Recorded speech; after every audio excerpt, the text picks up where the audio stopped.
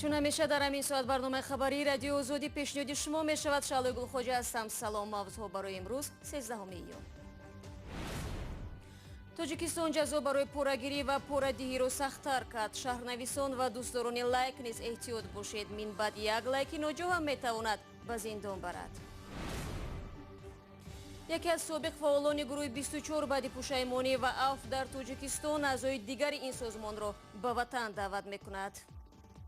як мақомот буд ё ки як кумита буд, фақат метавонам гуфта ки таҳдид мекарданд ки мисли умарали қувватов кишта мешин, айрахтон бигардем. талошҳои чандин сола натиҷа дод. тоҷикистон зери эъломияи марокаш имзо гузошт. оё дастрасии нобиноён ба китобҳо бо ҳуруфи брайли осон мешавад? то ба ҳол мо кӯдакони то синфи нуҳумро бо китоб таъмин мекунем. синфҳои болоӣ тариқи шифоҳӣ таълим мегиранд. ва шурӯъ мекунем аз он ки муфаттишони оҷонсии зидди фасоди тоҷикистон бо мурод Али Алимардонов, раиси агроинвестбонк дар доираи як парванда суҳбат карданд. гуфта мешавад моҳи гузашта Алимардонов ба идораи ин оҷонсӣ даъват шудааст. Саид Ҷафар Усмонзода, вакили парлумони Тоҷикистон, имрӯз дар ҷаласаи парлумонӣ ки қонуни марбут ба бонкҳо баррасӣ мешуд, аз шеваи бозпурсии мурод Али Алимардон ба шиддат интиқод кард. ӯ шеваи бозпурсии раиси агроинвестбонкро беэҳтиромӣ ба як шахсияти муҳими давлатӣ номид.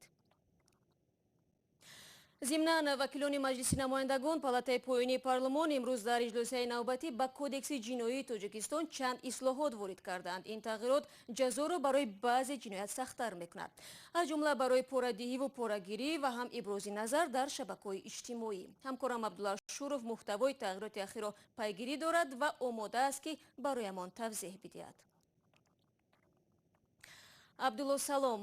тавре маълум аст имрӯз вакилон аз таҳри тағйиру илова ба кодекси ҷиноии Тоҷикистон ҷонибдорӣ карданд ки барои порадиҳиву порагирӣ ва ҳатто иғвои порадиҳӣ ҷазои ҳабсро дар назар дорад. сахтгирии вакилон аз куҷост? сабаб дар чист? салом шаҳло. мақомоти Тоҷикистон мегӯянд ҷарима пеши роҳи ришватхориро гирифта натавонист ва баръакс боиси бештар шудани ин ҷиноят дар кишвар шуд. дар иҷлосаи имрӯзи маҷлиси намояндагон Тоҳир Нурзода, муовини раиси оҷонсии назорати давлатии молиявӣ ва мубориза бо коррупсия, ҳангоми муаррифии тарҳи тағйирот ба вакилон иддао кард ки ҷарима ба ҷои зиндон ки 2 сол пеш ҷорӣ шуд, боиси афзоиши ҷиноятҳои коррупсионӣ дар кишвар шудааст. таҷриба нишон дод ки ҷазои ҷиноятӣ дар намуди ҷарима барои содир намудани ҷинояти гирифтани пора, додани пора ва иғвои порадиҳӣ чораҳои таъсиррасонӣ натиҷабахш набуда, барои кам намудани сатҳи содиршавӣ чунин ҷиноятҳо натиҷаи дилхоҳ намедиҳад. аз ҳамин лиҳоз зарур аст ки баҳри таъсирбахш гардонидани ҷазои асосӣ ва ҷазои иловагӣ барои содир намудани ҷиноятҳои дар қисми 3 ва 4 моддаи 319, қисми 2 моддаи 320 ва моддаи 321 кодекси ҷиноятии ҷумҳурии Тоҷикистон пешбинӣ гардида, дар қонунгузории ҷиноятӣ фақат ҷазои маҳрум аз озодӣ пешбинӣ карда шавад. 2 сол қабл Тоҷикистон бо ислоҳи қонуни ҷиноии кишвар ба афроди ришвагир имкон дода буд ки ҳар рӯзи ҳабси худро бар ивази 200 сомонӣ ва 7 солашонро бар ивази 800 000 сомонӣ ба истилоҳ бихарад. он вақт иддаи инро зарба ба ҷайби мансабдорон ва роҳи пур кардани буҷаи кишвар дониста буданд, бархеи дигар роҳи осонтари халосии масъулон аз ҷавобгарӣ шумурда буданд. то ин тағйирот қонун барои онҳое ки бо ҷурми ришватситонӣ боздошт мешуданд аз 3 то 7 соли зиндонро пешбинӣ мекард. хуб Абдулло, дар бораи порадиҳиву порагирӣ маълум шуд. ҳоло бигӯ ки чӣ тавр дар оянда як лайк дар шабакаи иҷтимоӣ метавонад то 15 сол ба зиндон барад? манзурам тағйироти дигар дар кодекси ҷиноӣ аст ки вакилон аз он пуштибонӣ карданд. асли тағйирот ба моддаи кодекси ҷиноӣ бармегардад ки ба он ибораи шабакаҳои интернетӣ ворид гардид шаҳло. яъне минбаъд даъвати оммавӣ ба терроризм ва ё сафедкунии он тариқи шабакаҳои интернет ҳам ҷиноят эътироф шуд ва аз 10 то 15 соли зиндонро дар пай хоҳад дошт. сафедкунии терроризм яъне чӣ? масалан ман ҳамчун як корбари оддии шабакаи интернет аз куҷо фарқ кунам ки кадом навишта ҳамин мафҳумро дар назар дорад? Абдулло, албатта мо чанд мисолҳоеро медонем ки судҳои Тоҷикистон дар гузашта гузоштани лайк, класс ва ё бо дигарон тақсим кардани матну маводҳои марбут ба терроризм, созмону ҳаракатҳое ки дар Тоҷикистон мамнӯъ гашта фаъолияташон терористی و اکستریمیستی شناخته شدند، همچون سفیدکنی عمومی تروریسم اعتراف شدند. از این رو منطقاً میتوان گفت که گذاشتن یک لایک، کلاس و یا حرکت دیگر در شبکه‌های اجتماعی زیر مطلبی با تروریسم و یا اکستریمیسم علاقمند میتواند کس را تا 15 سال روانه زندان کند. خلاصه با عبارت دیگر پیش از نوشتن هر نظر و یا گذاشتن لایک باید خوب فکر کرد. تشکر عبدالله. رو می‌آوریم با موضوعهای دیگر. یکی از سابق فعالان گروه 24 بعد بازگشت به تاجیکستان به فعال جمعیتی تبدیل یافته است. فیض‌الله جان سفرов 2 ماه به این سو در وطن قرار دارد و اکنون به مقامات کمک می‌کند که اعضای دیگر این گروه به تاجیکستان برگردند. تا کجا خارج شدن از گروه 24 به نظرهای انتقادی سفرов تاثیر گذاشت در گزارش همکارانمان می‌بینیم. مادر مخالف حکومت بودن برای رجبگل زینوا یک مرحله وهم‌انگیز زندگی شد. امنیت حیرو میکرد، صورتای بچه من نشان میده. میرم جو ره گمه شد، نمیدانم تو خونم در کجا. اعضای گروه سیاسی بودن فرزندش را وی از کارمندان امنیت فهمید. او را از جنازه دعوت کردند. صورتاش نشان میده در کامپیوتر دارم بچه میگفتم. بچه اول گروهی بیده تو خیلی تربیه کردی میگفتم تربیه بیده کردگی نیست. فیض‌الله جان سفرov از فعالان گروه 24 بود که در تاجیکستان ممنوع است. او سال 2014 در شهر مسکو به این گروه سیاسی پیوست. و هر روز داغ دارو بیایی نه که میترسم. ایر میترسونم اگر بیایی میان تو میشکنیم، اگر بیایی ترمال میکنیم، نمیتونم آمده. مخالفت حکومت تاجیکستان مخالفت نشون داده. فیض‌الله جان سفرov دانشگاه نوی روسیه را با اختصاص اطلاعات و اقتصاد ختم کرده از سال 2012 در شعبه معارف یاوان فعالیت داشت. وضع ناخوب معارف و مکتب او را به روسیه برد و زمینه فعالیت‌های سیاسیش شد. روح میگفتیم که یک حزب یک حرکت باشه که صدای نسل جدید یعنی که به گوش مردم برسه. فیض‌الله جان سفرov با تخلص آموزگار و یا مربی در شبکه‌های اجتماعی فعالیت گسترده داشت.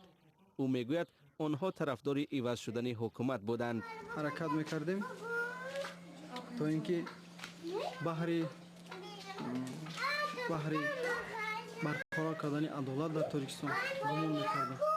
بعد از آنکه اولهای ماه اکتبر سال 2014 رهبریت گروه 24 به گرد همایی عمومی برای تغییر قدرت در تاجیکستان دعوت کرد، این سازمان ممنوع شد و فیض‌الله جان احساس امن را از دست داد. تهدید میکردن که مثلا این ما کی تهدید میکرد؟ پنهانی گروه آدمای تهدید میکردن که پنهانی بودن. اگه من نمیتونم باید گفت که این یا اون یک مقامات بود یا یک کمیته بود، فقط میتونم گفت که تهدید میکردن که مثل عمرالی قواتوف کشته میشین، ایرهتون بگردین. شما برنامه خبری رادیو آزادی رو تماشا دارید. در عرفه ایدی فیتر پرزیدنت ازبکستان شوکت میرزیویف ده‌ها محبوس زندان‌های این کشور را عفو کرد.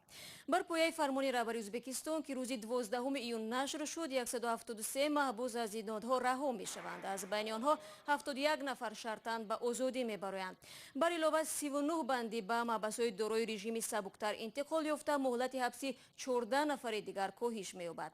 پرزیدنت سابق ازبکستان اسلام کریموف هیچگاه به مناسبت ایدی فیتر و پایان ماه شریف رمضان کسی را عفو نکرده بود. ازبکستان با 30 میلیون اهالیش یکی از 5 جمهوری سابق شوروی آسیای مرکزی می باشد که در آن اکثریت مردم به عنعنه‌های اسلامی ارج می‌گذارند. برمیگردیم به تاجیکستان. با گذشت یک هفته از قتل بیرحمانه موهیره یتیموی 33 ساله، پیوندانش حاضر شدند درباره این حادثه با تفصیل صحبت کنند. پدر موهیره میگوید تلاش پیوسته دخترش برای برگرداندن 2 فرزند نابالغ باعث آن شد که از شوهر سابق 11 ضربه کارد خورد. به نقل نزدیکان، جنجال بین 2 همسر بعد 9 سال زندگی مشترک و از روز اول جدا شدن آنها شروع شد. ماجرایی که یکی را زیر خاک برد، دیگری را به زندان. من ترابیح خانه رفتم، از ترابیح آمدم ساعت 11 پرسان شدم که کنی؟ گفت که کنیش نمیدانم، لیکن این خیلی حالت رخ نداده بود که ماهیره دیر بیستد یا تلفنش جواب ندهد. تلفنش جواب نمیتید. با پسرم برآمدیم رفتیم که مردش از همون بیفتیم. بیمارخانه به نام یکم سویتسکی.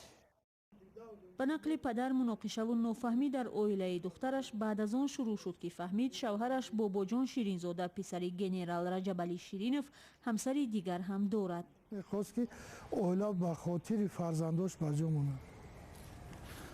در نتیجه لطوکوب بسیار ماهیره از خانه باباجان پسرانش رو گرفته برآمده آمد خانه ما. بعدا ماهی نوامبر یک بیگاه از کار بیام کوچی ماهیره را آورده در خانه فرو آورده است. بعدا ماهای نوامبر مابیناش بود به من زنگ زده گفت که دخترت 3 طلاق کردم. خیلی گفتم جورا این کاری تو است، این حقوقی تو است. موهیره یتیموی 33 ساله بعد از جدا شدن از شوهر در 2 سال اخیر به سختی توانست تنها 5 مرتبه با 2 جگربندش دیدار بینی کند. تمام این مدت برای حق تربیه فرزندان نورسش مبارزه می‌برد. موهیره به فرزنداش هیچ بود. هست مادرایی که فرض کردیم اگر در دست پدر باشه فرزند میگه خیلی اونم والیده پسش نمیگردن، لیکن موهیره نمیتونست. اگر تاگی فرض کردیم سنگ برده با جا میکرد موهیره درکش میرفت. از این مکتب فرض کردیم دائم خواندندش که برده پلیتکنیکوم او چی خیلی اگجوی رفت فرزنده را. مادر باباجان شیرینزاده به رادیوی آزادی گفت پسر و کلین سابقش در حضور او زنازنی کردند. او خواست آنها را جدا کند اما ضربه یکی از آنها او را بیهوش کرد. دیگر دوام حادثه را نمیداند. خانواده سابق شوهر میگویند موهیره بعد جدا شدن فرزندانش را به تربیه آنها ماند. ادعایی که جانب موهیره رد میکند. در قرار دادگاه شهری عاید به مقرر نمودن جای زیست کودکان گفته شده است که شیرینزاده باباجان خودکارمند سودی بوده برخلاف طلبات قانون عمل نموده ایستاده است، زیرا در کودکس عائله جمهوری تاجیکستان آمده است که فرزندان نابالغ تا 10 سالگی باید با مادر باشند. حادثه قتل بیرحمانه موهیره یتیموی را حالا دادستانی دوشنبه تحقیق دارد. یک منبع در این دادستانی گفت باباجان شیرینزاده 34 ساله در پرسش‌های ابتدایی قتل همسر سابق را اعتراف کرده گفته است ندانست چطور این عمل را صادر کرد. نزدیکان موهیره میگویند دختری آنها از زندگی مشترک بخت ندید و حالا آنها فقط یک خواهش دارند. طبق قانونگذاری ҷазо шавем. тоҷикистон ба эъломияи марокаш дар мавриди дастрасии нобиноён ба адабиёти чопӣ имзо гузошт. ҷамъияти нобиноёни кишвар солҳо барои қабули ин эъломия аз сӯи мақомоти тоҷик талош карданд, чун ба гуфтаи онҳо тӯли 3 сола ҳеҷ адабиёти бадеӣ бо ҳуруфи брайлӣ дар тоҷикистон нашр нашудаву ба кӯдакони нобинову хирабин ҳатто китобҳои дарсӣ намерасанд. то куҷо акнун вазъияти ин қишр тағйир мекунад, ҳамкоронамон аз настоящее время пайгирӣ намуданд. خالمحمد تنگنیوف نابینا به دنیا آمده است و بیش از 15 سال باز رهبری جمعیت نابینایان شهر دوشنبه را بر عهده دارد. یگانه چاپخانه برای افراد سستبین و نابینا در تاجیکستان نیز زیر نظارت اوست. به گفته تنگنیوف چاپخانه تجهیزات ضروری را دارد اما ادبیات نشر نمی کند چون که مبلغ نیست. احیانا چنین کتاب‌های مخصوص را دوستانش از خارج می‌آورند. برای خال محمد تنگنیوف این یگانه امکان خواندن کتاب‌های جالب بوده است. یک کتاب با حروف برایلی این تقریباً 22 کتاب می‌شود. در نوبت خود این کتاب خراجات زیاد دارد. کاغذهایی که برای این گونه کتاب‌ها استفاده می‌شوند گران است. یک بسته‌اش 75 سومانی نرخ دارد. در چاپخانه گاه گاهی طبق فرمایش وزارت معارف تاجیکستان برای مکتب‌های مخصوص با نسخه محدود کتاب‌های درسی را نشر می‌کنند. یگان ادبیات الهه‌ای با حروف برایلی نیست. از این خاطر کودکان از کتاب‌های موجود بوده می‌توانند تنها معلومات ابتدایی بگیرند و بس. تا به حال ما کودکانی تا صنف نهم را با کتاب تامین می‌کنیم. صنف‌های بالایی طریق شفاهی تعلیم می‌گیرند. تحصیل بیشتر از همه برای بیننده عزیز، تفصیلات بیشتری موضوع روز و دیگر خبرگزاری‌های رادیو آزادی را که در برنامه ما جا نشدن میتوانید در سامانه ما www.azadi.org پیدا کنید. همچنین نوارهای زیادی دیدنی در آزادی ویدیو شبکه مخصوصی ما در یوتیوب گذاشته شده است. برنامه امروزی ما انجام یافت و بعد 24 ساعت دیگر باز با هم ملاقات